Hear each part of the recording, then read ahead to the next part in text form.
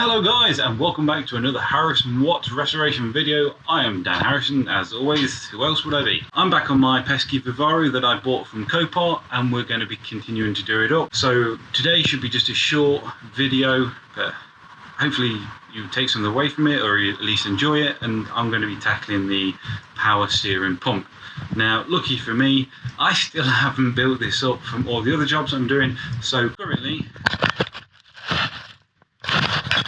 there's no front end on it, so this should be really easy. While I eat my words, enjoy this intro video.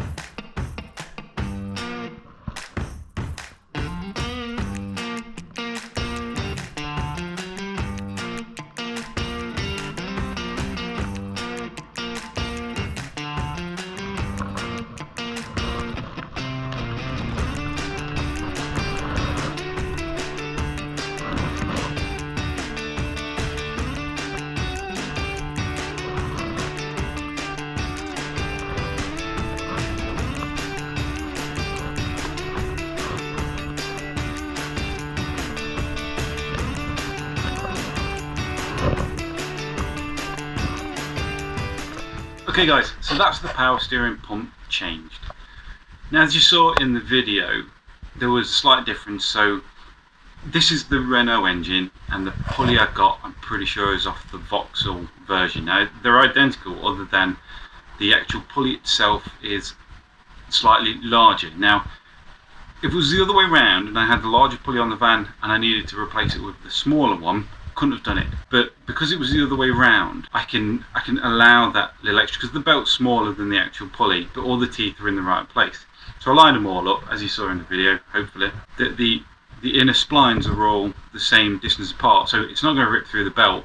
They're the same depth, so the only thing is on the new one, I've got an extra one, so it's not a problem. My only other concern is when it was on, is it looked like the pulley is slightly out more than the others. Now you don't want that, you want your belt to try and run as true as possible, because it saves any additional wear, any stretching and all of that rubbish. But it is, I think, but it's ever so fractional that I don't think it's going to be a problem.